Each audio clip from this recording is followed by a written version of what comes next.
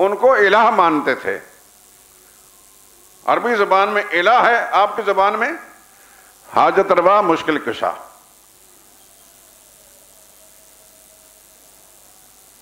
اللہ کو اللہ ہی مانتے تھے، اللہ کو اللہ ہی مانتے تھے. وہ سمجھتے تھے کہ ہمیں بنایا ہے کس نے؟ اللہ نے. زمین و آسمان کس نے بنائی؟ اللہ نے. وَلَئِن سَأَلْتَهُم مَّنْ خَلَقَ السَّمَاوَاتِ وَالْأَرْضَ، میرے پیغمبر ان سے اگر پوچھئے کس نے بنائے ہیں یہ آسمان بھی اور زمین میں، لَيَقُولُنَّ اللَّهُ، وہ کہیں گے کہ اللہ ہی نے بنائے ہیں. اس وقت یہ نہیں کہتے تھے کہ یہ لات نے بنائے ہیں آسمان و زمین، یا منات نے، یا صاف، یا نائلہ نے، یا حبل نے. زمین و آسمان کا خالق کس کو مانتے تھے؟ اللہ کو. وَلَئِن سَأَلْتَهُم مَّنْ خَلَقَهُمْ، اگر ان سے پوچھے تمہیں کس نے پیدا کیا، لَيَقُولُنَّ خَلَقَهُنَّ الْعَزِيزُ الْعَلِيمُ، کہتے کہ ہمیں بھی اللہ نے بنایا ہے. اگر ان سے پوچھا آسمان و زمین سے بارش کون برساتا ہے، کہتے یہ اللہ برساتا ہے. تو پھر یہ کون ہے؟ کہتے ہیں یہ چھوٹے چھوٹے جو ہمارے کام ہیں یہ کروا دیتے ہیں. بڑے کام کون کرتا ہے؟ اللہ کرتا ہے. وہی خالق ہے، وہی مالک ہے، وہی رازق ہے. بڑے کام کرنے والا وہی. چھوٹے چھوٹے کاموں کے لیے اللہ نے یہ ڈیوٹیاں سپرد کر رکھی ہیں. اور چھوٹے چھوٹے کام بھی اللہ کے سوا کسی اور سے مان لینے کے یہ کام اللہ کے سوا کوئی اور کرتا ہے. اللہ تعالیٰ نے چھوٹے چھوٹے اپنے کارندے بنا رکھے ہیں. یہ بھی شرک ہے، یہ بھی شرک ہے. اور اللہ کو یہ گوارا نہیں تھا، اس لیے محمد مصطفیٰ صلی اللہ علیہ وسلم کو اللہ نے نبوت سے سرفراز فرمانے کے بعد پہلا اعلان یہ کروا، قولوا لا الہ الا اللہ، اللہ کے سوا کوئی حاجت روا مشکل کشا نہیں.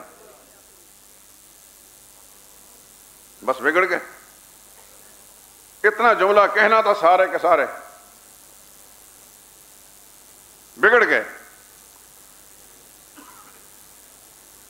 کہنے لگے اجعل الآلہۃ الہا واحدا، ہمارا سارے الہوں کو چھوڑ کر ایک الہ واحد کو پجوانا چاہتا ہیں. ان ھذا لشیء عجاب، یہ بڑی عجیب بات ہے. وانطلق الملأ منہم، سارے کا سارے جتنے بھی چودھری صاحبان تھے سارے کا سارے بھاگ کھڑے ہوئے. انمشوا، چلو چلو، واصبروا علی آلہتکم، اپنے یہ جتنے بھی الہ ہیں باپ دادا کے مقرر کردہ ان پر جمے رہنا. یہ سب کچھ قرآن کریم میں موجود ہے. رسول اللہ صلی اللہ علیہ وسلم ان کی ہمدردی کی بات کی تھی یا دشمنی کی؟ لیکن بد نصیب انسان اس دنیا میں ایسے بھی ہیں کہ اپنے سچے ہمدرد کو دشمن سمجھتے ہیں. یہ کل بھی تھے اور آج بھی ہیں. بد نصیب تو بد نصیب ہی ہوتے ہیں، بدبخت بدبخت ہی ہوتے ہیں. کل بھی پیغمبر جیسے ہمدرد اور اتنے پیارے انسان کو دشمن سمجھا، آج بھی نبی کے پیروکاروں میں سے کوئی بھی ان کی ہمدردی کرتا ہے آج بھی اس کو دشمن سمجھتے ہیں.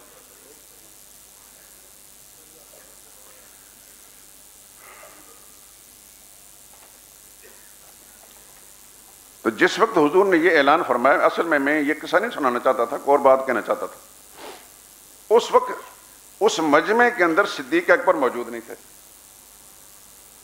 اس مجمع میں ابو بکر صدیق موجود نہیں تھے، کہیں غائب تھے، یعنی کہیں کسی کام کے لیے گئے ہوں گے.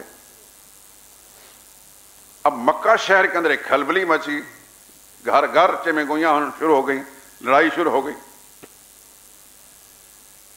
جس کے منہ میں جو آتا بکتا تھا. کچھ لوگوں کے دل میں ایک خیال آیا کہ ابو بکر، ان کا اصل نام معلوم ہے؟ عبداللہ. ابو بکر صدیق کا کیا نام ہے؟ عبداللہ. ابو بکر ان کی کنیت ہے. اس پر پھر بات کریں گے ابو بکر کنیت کیوں ہے. صدیق اس لیے کہ انہوں نے ہر بات میں سب سے پہلے بڑھ کر رسول اللہ کی تصدیق کی، اس لیے صدیق بن گئے. تو کچھ لوگوں نے کہا کہ آج خوب موقع ہے ان کی یاری توڑنے کا. چنانچہ صدیق اکبر باہر سے کہیں واپس تشریف لائے تو کچھ لوگ سیدھے ہی ان کے انتظار میں ان کے پاس پہنچے. انہوں نے جا کر کہا کہ کوئی شخص اگر یہ کہے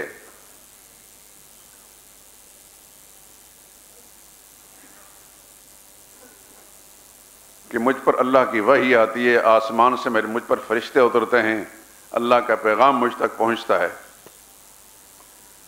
اور کوئی شخص یہ کہے کہ یہ تمہارے آباء و اجداد کا جتنا بھی عقیدہ ہے ان کو پوجنے پکارنے کا یہ غلط ہے، آپ کا کیا خیال ہے ایسے شخص کے بارے میں؟ سیدنا صدیق اکبر کو ورغلانے کے لیے انہوں نے کیا سے کیا ہتھ کنڈے استعمال نہیں کیے۔ صدیق اکبر خدا کی کھرب و رحمتیں نازل ہوں، فرمایا پہلے یہ بتاؤ کہنے والا ہے کون؟ تو کہنے لگے وہی جو آپ کا ساتھی ہے، دوست ہے۔ فرمانے لگے میں نے ابھی تک تو ان کی زبان سے سنا نہیں، لیکن میں یہی کہتا ہوں کہ اگر انہوں نے یہ بات فرمائی ہے تو میں سب سے پہلے ماننے والا ہوں۔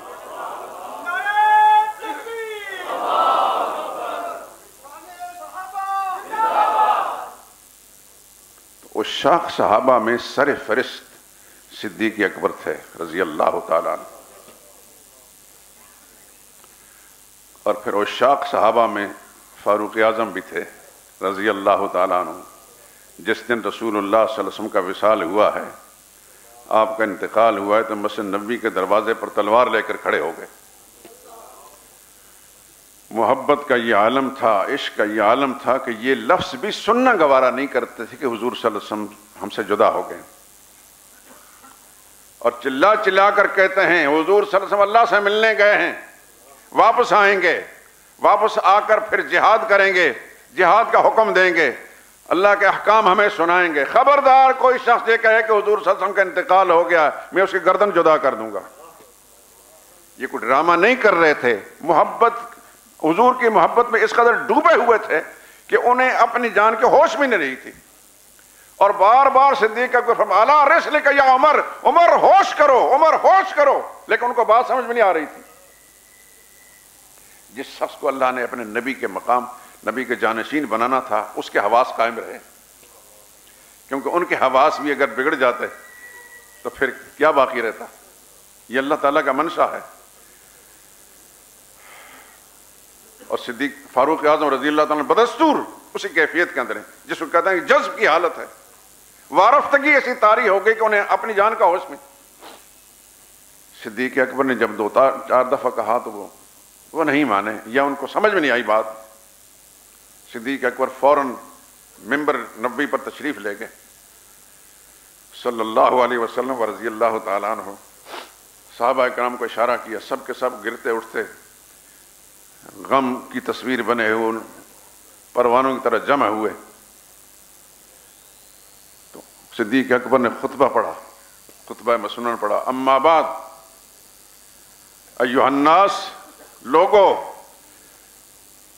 من کان منکم یعبد محمدا فإن محمدا قد مات۔ یہ بخاری شریف کے الفاظ ہیں۔ تم میں سے جو شخص آج تک اگر محمد مصطفیٰ صلی اللہ علیہ وسلم کی عبادت کرتا تھا تو وہ سن لے کہ محمد صلی اللہ علیہ وسلم کا آج انتقال ہو گیا ہے، اس کا معبود دنیا میں نہیں رہا۔ اصل میں یہ سبق دینا تھا کہ معبود زندہ ہے، جو معبود برحق ہے وہ زندہ ہے۔ یہ تعلیم حضور کی نہیں تھی کہ میں نے سدا دنیا میں رہنا ہے۔ من کان منکم یعبد محمدا فإن محمد صلی اللہ علیہ وسلم قد مات، حضور کا تو انتقال ہوگا۔ من کان منکم یعبد اللہ، اور جو اللہ کی عبادت کرتا تھا فإن اللہ حی، اللہ آج بھی زندہ ہے۔ اور پھر وہ آیت پڑھی وما محمد الا رسول قد خلت من قبلہ الرسل، محمد صلی اللہ علیہ وسلم اللہ کے رسول تھے، آپ سے پہلے بھی اللہ کے رسول آئے اور دنیا سے تشریف لے گئے۔ افئن مات بالفرض، آپ پر موت آ جائے، او قتل یا شہید کر دیے جائیں، انقلبتم علی اعقابکم، تو کیا تم اپنا دین چھوڑ بیٹھو گے؟ جب یہ آیت پڑھی صدیق اکبر نے اور یہ آیت فاروق اعظم کے کانوں میں پہنچی، بس بے ہوش ہو کر گر پڑے۔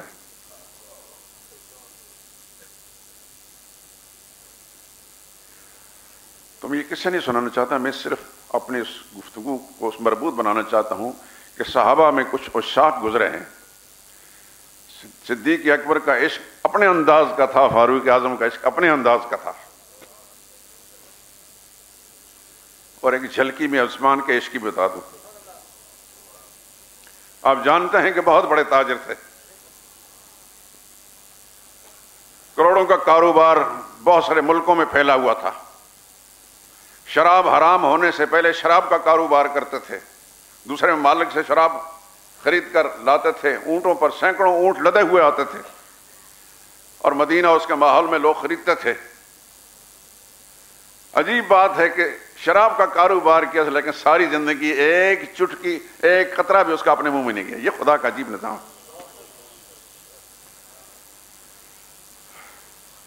بدستور ان کے کاروباری شراب سے لدے ہوئے اونٹ مدینہ کی سرحد پر پہنچے، ملک شام یا دیگر ممالک سے، اس سے پہلے پہنچنے سے پہلے شراب کی حرمت کا حکم آ چکا تھا۔ ابھی مدینہ طیبہ کے حدود میں داخل نہیں ہوئے تھے، وہاں کوئی مسلمان ملا اور اس نے پوچھا کیا ہے ان اونٹوں پر؟ انہوں نے کہا کہ شراب ہے۔ فرمایا شراب کی حرمت کا اعلان ہو گیا، شراب حرام کرا دیں گی۔ کروڑوں کا سرمایہ لگا ہوا ہے، عثمان نے یہ بھی نہیں سوچا پہلے میں تحقیق تو کر لوں،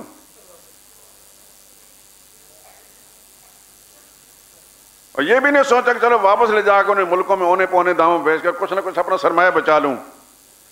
بس ایک مسلمان کی زبان سے سنا ہے کہ شراب حرام ہو گئی، خنجر پکڑا، تمام مشکیزوں کو پھاڑ کر سارے کا سارا سرمایہ مٹی کے حوالے کر دیا اللہ اس کے رسول کی محبت کے اندر۔ عاشق ایسے ہوا کرتے ہیں دوستو۔ کتنا عرصہ گزر چکا ہے عثمان کو، فاروق اعظم کو، صدیق اکبر کو ہم سے جدا ہوئے، 1500 سال ہونے کو ہیں، آج بھی ان کے نام تازہ بتازہ ہے اور زندہ ہیں، ہر مسلمان کے دل کے اندر، دماغ میں عقیدت اور محبت کے جذبات کے ساتھ زندہ ہیں۔ ہم میں سے کسی کا کوئی رشتہ نہیں تھا، نسبی رشتہ، خاندانی رشتہ۔ عثمان اموی تھے، فاروق اعظم بنو عدی میں سے تھے، صدیق اکبر بنو تیم میں سے تھے۔ بنیادی طور پر یہ قریش کے ہی مختلف شاخیں ہیں، قریشی تھے، اور ہم میں سے شاید ہی کوئی قریشی ہو۔ لیکن میں قسم دے کر پوچھتا ہوں، میری اپنی کیفیت یہ ہے، اللہ کا قرآن میرے سامنے ہے، کہ مجھے اپنی ماں سے، اپنے باپ سے، اپنے خاندان سے، اپنی اولاد سے اتنی محبت نہیں جتنی صدیق اکبر سے، خدا کی قسم کھا کر کہتا ہوں۔ آپ سے میں پوچھتا ہوں کہ آپ کے دل کی کیفیت کیا ہے؟ کیوں یہ محبت کیوں ہے؟ اپنے خاندان سے بڑھ کر کیوں محبت ہے؟ کہ وہ اللہ اس کے رسول کے وفادار تھے۔ یہ تھے عشاق صحابہ، من جملہ ان میں سے ایک صحابی ہیں حضرت عبداللہ بن عمر، فاروق اعظم کے صاحبزادے۔ ایک دفعہ حضور صلی اللہ علیہ وسلم کے ساتھ عمرے کے سفر میں ساتھ تھے، جیسے دیگر صحابہ تھے، راستے میں چلتے ہوئے حضور صلی اللہ علیہ وسلم کی ایک ایک ادا کو دیکھتے تھے۔ رسول اللہ کہاں بیٹھتے ہیں، کدھر سے ہو کر جاتے ہیں، یہ ساری ادائیں حضور صلی اللہ علیہ وسلم کی انہوں نے نوٹ کی۔ رسول اللہ صلی اللہ علیہ وسلم کے وصال کے بعد دوبارہ جب ان کا اس راستے سے گزرنا ہوا دوسرے ساتھیوں کے ساتھ، تو جہاں جہاں حضور صلی اللہ علیہ وسلم نے جہاں کا پڑاؤ کیا تھا وہاں بیٹھ گئے، 1 منٹ کے لیے 2 منٹ، حالانکہ بیٹھنے کی ضرورت نہیں تھی، بیٹھ گئے۔ ساتھی نے پوچھا یہاں کیوں بیٹھے ہیں؟ کہتے ہیں میں حضور سے اپنے آقا کا ساتھ کی دفعہ یہاں رسول اللہ بیٹھے تھے، حضور کی اداؤں کی نقل کر رہا ہوں میں۔ راستے میں چلتے چلتے راستہ چھوڑ کر ایک درخت کے نیچے سے ہو کر پھر گزرے۔ کسی نے پوچھا وہاں کیوں گئے تھے؟ کہتے ہیں رسول اللہ صلی اللہ علیہ وسلم ادھر سے گزرے تھے، اس وقت کیوں؟ اس کو کہتے ہیں اتباع، عشق رسول، کہ نبی نے فرمایا یا نہیں فرمایا۔ نبی کی محبت اس انداز سے ہے کہ نبی کی ہر ادا کے ساتھ اتنا پیار ہے، جو کہ رسول اللہ نے کیا اسی انداز سے کر کے چھوڑا۔ اس کو کہتے ہیں اتباع۔ قرآن کی زبان میں فاتبعونی، اللہ کے محبوب بننا چاہتے ہو، اللہ نے اعلان کروایا اپنے نبی سے، لوگوں اس سے پہلے تم اللہ کے محب تھے، اللہ کو چاہنے والے تھے، نبی کی پیروی اختیار کرو، پھر اللہ تمہارا چاہنے والا بن جائے گا۔ آج ہم جو کچھ کر رہے ہیں، حضور صلی اللہ علیہ وسلم کی محبت کے دعوے،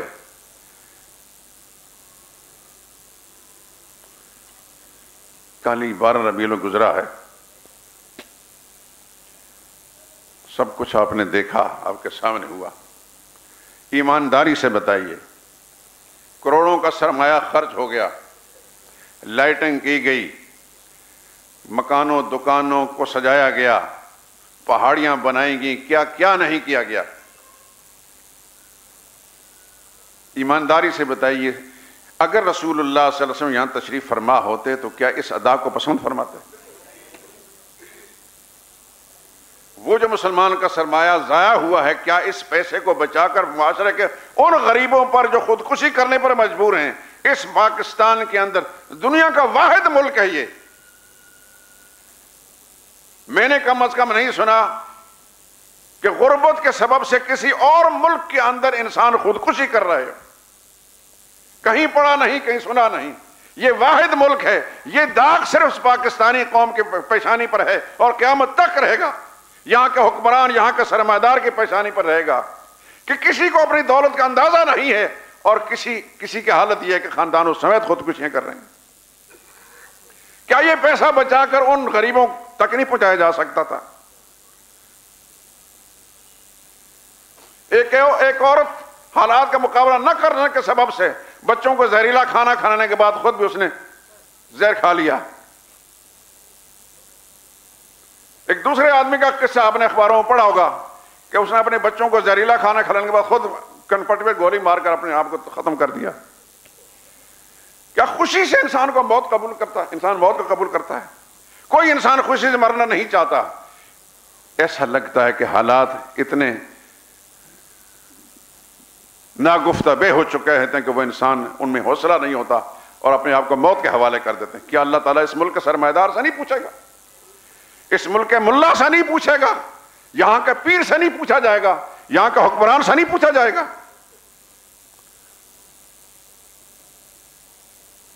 محمد مصطفیٰ صلی اللہ علیہ وسلم جس کی محبت کا ہم دم بھرتے ہیں، حضور صلی اللہ علیہ وسلم نے ایسی زندگی گزاری تھی. حضور اپنی امت کو کیا یہ سبق نہیں دے گے کہ معاشرے کے جتنے بھی پسے ہوئے لوگ ہیں ان کی خبر گیری کرنا؟ آخری سانسوں میں حضور نے جو جملے فرمائے تھے، 2 جملے، الصلاۃ وما ملکت ایمانکم، لوگوں نماز کا خیال کرنا اور اپنے ماتحتوں اور کمزوروں کا خیال کرنا.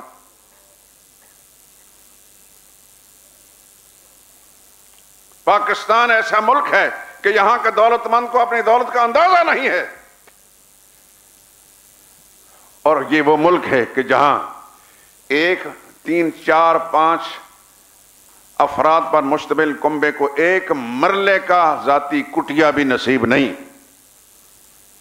جانوروں سے بدتر وہ زندگی گزار رہے ہیں.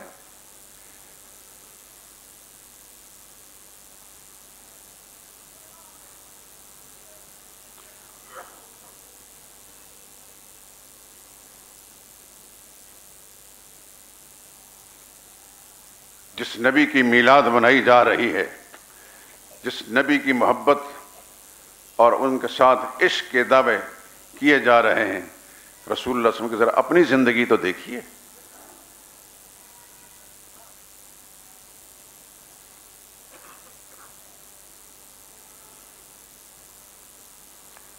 ام المومنین عائشہ صدیقہ رضی اللہ تعالی عنہا فرماتی، قسم کھا کر فرماتی ہیں، کوئی ہفتہ پورا ایسا نہیں گزرا کہ پورے ہفتے میں ہمارے گھرانے کے افراد نے پیٹ بھر کر کھانا کھایا ہوا.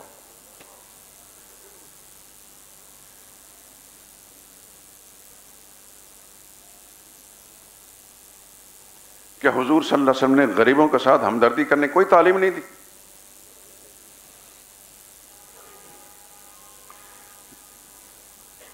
جن عشاق صحابہ حضرت عثمان رضی اللہ تعالیٰ عنہ کی بات ہم کرتے ہیں، کروڑوں کا سرمایہ چھوڑ کر مرے وہ. جب وہ شہید ہوئے ہیں تو مدینہ طیبہ میں کتنے بنگلے تھے ان کے، کتنے مربع ان کے زمینیں تھیں، کتنا بینک بیلنس انہوں نے چھوڑا تھا. جو سرمایہ بھی تھا وہ سب کا سب اللہ کے دین کی سربلندی میں اور مسلمانوں کی بھلائی میں خرچ کر دیا.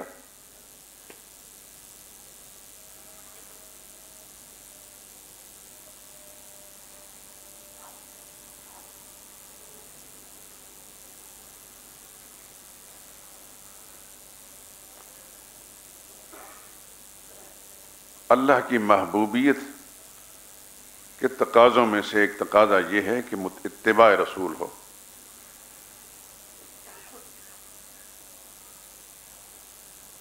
اللہ اکبر. اطاعت اور اتباع یہ دو مطالبے ہیں قرآن کریم کے اندر جا بجا. اطیعوا اللہ و اطیعوا الرسول، اللہ کی بات مان کر چلو، اللہ کے رسول کی بات مان کر چلو. وما ارسلنا من رسول الا لیطاع باذن اللہ. اللہ فرماتے ہیں ہم نے جو رسول بھی بھیجا ہے اس لیے بھیجا ہے کہ اللہ کے حکم مطابق اس کی بات مانی جائے، اس کا کہنا مانا جائے. من یطع الرسول فقد اطاع اللہ، جس نے رسول کی بات مان لی اس نے اللہ کی بات مان لی.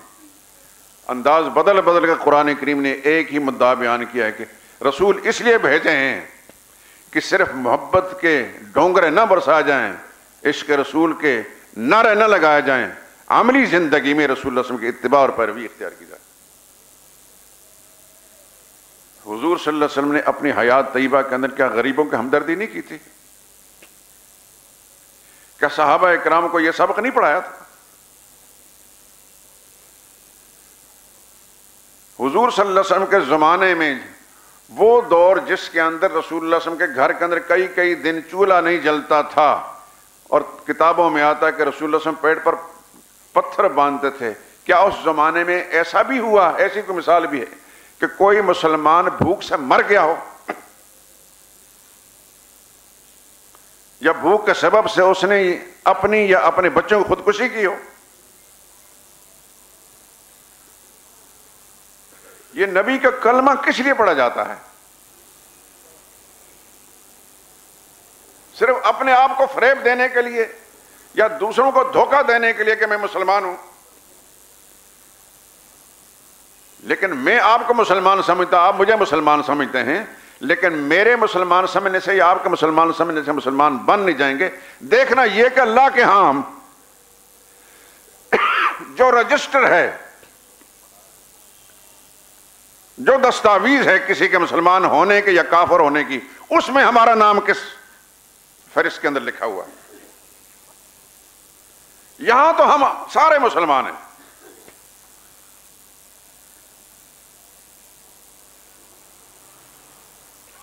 ایک دوسرے پر سلام بھی ہم کہتے ہیں، مسلمان بھی سمجھتے ہیں، مسلمانوں جیسا سلوک بھی کرتے ہیں، اپنے آپ کو مسلمان بھی کہتے ہیں.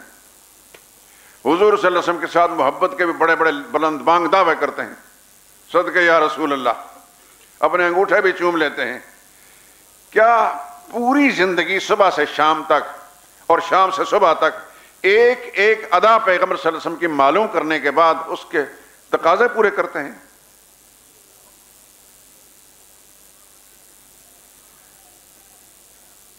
جس معاشرے کے اندر غریب خودکشیاں کرے، اپنے بچے بیچنے پر مجبور ہو جائے، اس معاشرے کے جو با اثر لوگ ہوں گے، صاحب ثروت لوگ ہیں، خدا کے سامنے ان سے باز پرس نہیں ہوگی.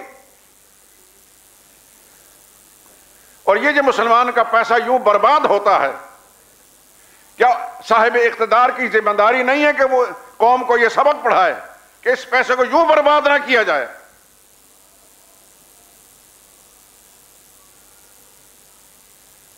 مولوی اور پیر کی ذمہ داری یہ نہیں ہوتی کہ وہ یہ کہے کہ اس پیسے کو یوں برباد. نبی کی محبت کا تقاضا یہ ہے کہ جہاں حضور نے خرچ کرنے کا حکم دیا وہاں خرچ کیا جائے.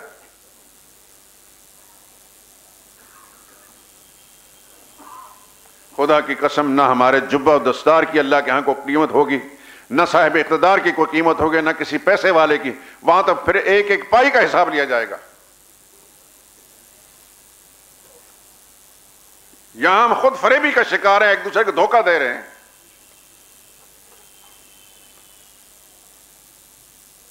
رسول اللہ صلی اللہ علیہ وسلم کا تربیت یافتہ فاروق اعظم یہ کہتا ہے، دریا کے کنارے پر جہاں پانی کی کوئی روک ٹوک نہیں پینے کی، اگر کتا بھی، انسان تو انسان، کتا بھی پیاسا مر جائے گا، عمر اپنے آپ کو خدا کے سامنے جواب دہ سمجھے گا.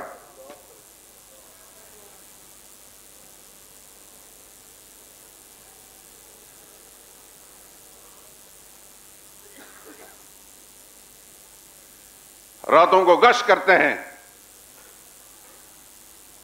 مسلمانوں کی خبرگیری کے لیے، اور جب یہ معلوم ہوتا ہے کہ فلاں گھر کے اندر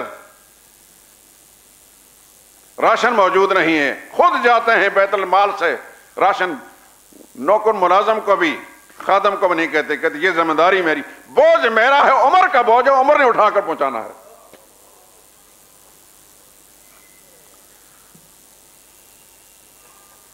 کہ آج کا مسلمان حکمران بھی اپنی رعایا کی خبرگیری یوں کرتا ہے، یا اس کے حاشیہ خیال کے کروڑویں حصے کے اندر بھی اس قسم کا کوئی تاثر موجود ہے کہ میری ذمہ داری ہے؟ یہی سبب تھا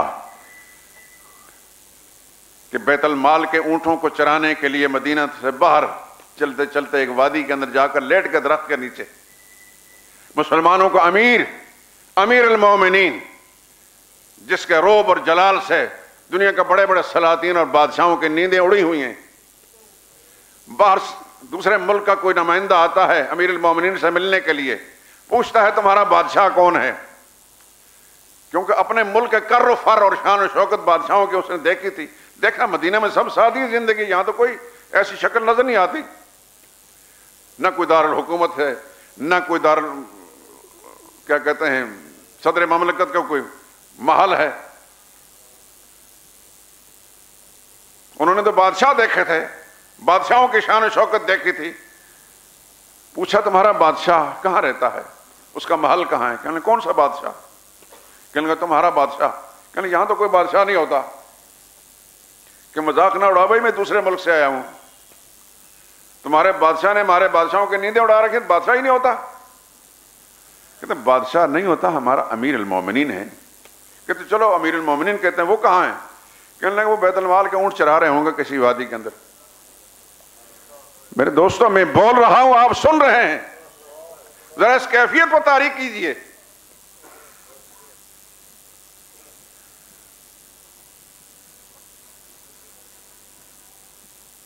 آج ایک معمولی وزیر، بلکہ اس نیچے کے لیول کا سیکٹری، اسے کہا جائے کہ بیت المال کے جانوروں کو چرانے جاؤ،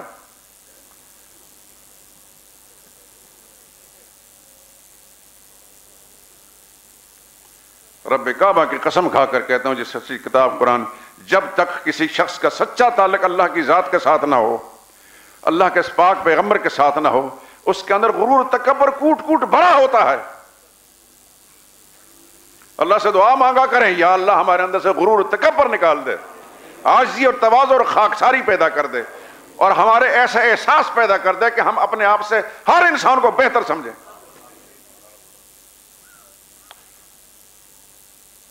اس آدمی کو یقین نہ آئے، اس نے کہا بھائی ہم غلط بیانی نہیں کرتے، جھوٹ نہیں بولتے، امیر المومنین ہوں گے فلاں جگہ جاؤ اس علاقے میں۔ گئے، دیکھا تو فاروق اعظم لیٹے ہیں ایک درخت کے نیچے زمین کے فرش پر،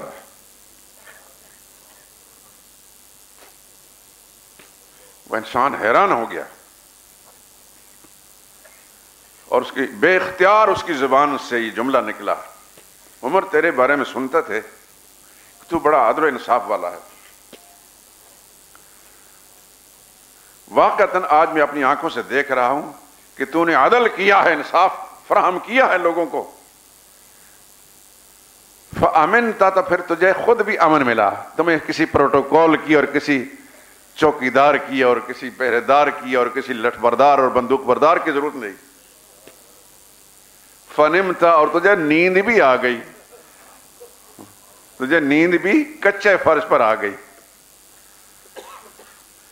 جس کا رابطہ تعلق اللہ کی ذات کے ساتھ سیدھا ہو جاتا ہے، رب کعبہ قسم، وہ کچے فرش پر بھی آرام کی نیند سوتا ہے، کیونکہ دل کی دنیا کو اجاڑنا بھی میرے اللہ کا کام ہے اور اس کو سنوارنا بھی اللہ کا کام ہے۔ دنیا کے مال اور دولت اور عہد اور اقتدار سے دل کی دنیا آباد نہیں ہوتی اور سکون نہیں ملتا۔ سکون ایک اللہ کی ہے، وہ نعمت ہے اللہ تعالیٰ اپنے مقرب بندوں کو دیتا ہے۔